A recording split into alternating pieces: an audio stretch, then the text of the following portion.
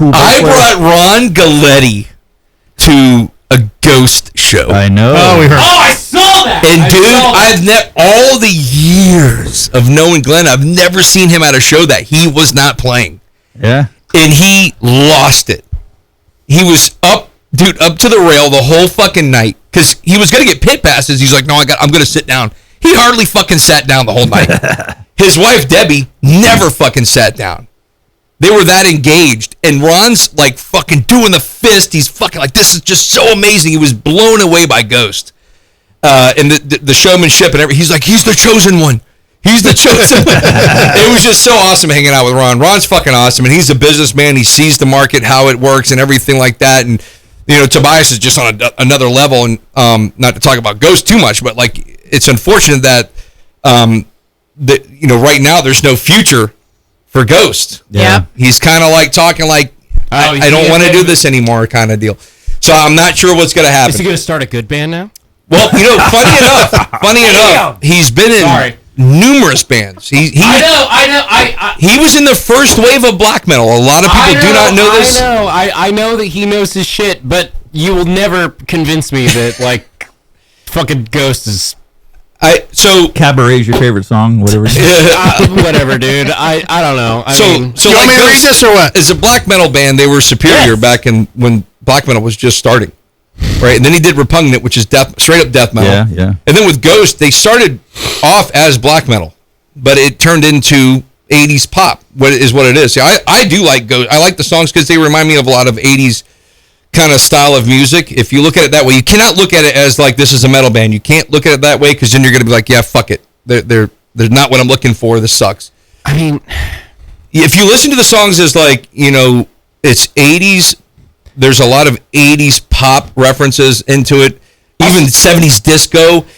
And it's what I love about it is that it's satanic pop music that is getting the word out, and so many people are buying this shit. Well, it's like, I'll say this. I think my first introduction to Ghost, you know, I was like, damn, like I was in high school probably when Ghost probably like really blew up, and like motherfucker looks like King Diamond. Right. You know, I'm like this is probably like, there is really a little bit of and then it. I went and listened to it, and I'm like, what the fuck is this? Right, dude? that was my problem. That shit pissed me off. You gotta take. And I'm like, it did me too. I was like, this is not Merciful Fate. Everybody's like, oh, the Merciful Fate. I'm like, no. I get it. It's not. I understand that like he's very well versed in his knowledge of metal of all sorts, crazy and whatnot. You know, crazy verse. I just remember going to a Cannibal Corpse show. Whose phone do I have? Guys with Ghost shirts on, and I didn't know who they were, so I'm listening. I'm like, what? You can tell those guys were posers. If they're wearing Ghost shirts at a Cannibal show, they don't know what metal is to me. They're wearing see that aspect. looks Metal. On the shirt. I mean, I get that. There's a lot of people who are, but I think like when you actually get into it, it's different. You can't think metal. Yeah, I just hate it. They That's always the put thing. them in the metal classification. but it's like how can you not think metal when motherfucker is dressed up like goddamn King Diamond? It is. There is a metal influence. I get the occult image. He's a marketing genius. That's what it is. Tobias is a that's what it is. Yeah. And the other thing is, I think it brings a new taste to metal too. That's if you look at it like, I'm not trying to defend anybody here, but I was the same guy. I was like, yeah, this isn't Merciful Fate. This isn't metal. But then when you actually start listening to stuff and you listen to the lyrics and then you listen to some of the riffs, you're like, you know what, it's not as bad as I really thought it was. I think a lot of people are just like, fuck them right off the bat. Because they're posers. There's a bunch of 16-year-old girls are listening to them. Well, I mean that is 100% a contributive factor is when you pay attention to the fan base of a band. No, we all do. You know what I mean? We all do. But like, you know, I just Ghost is just it just rubs me the wrong way, man. I just can't fucking get down on it. You know, and you know what? And I'm dating somebody that religiously listens to Ghost. Dude, I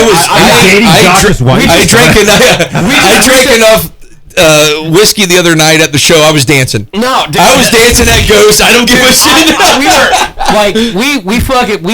We just merged our record collections together, and like that. She has more Ghost than you have. That's a big deal, and it's like I'm going through it, and it's like Ghost.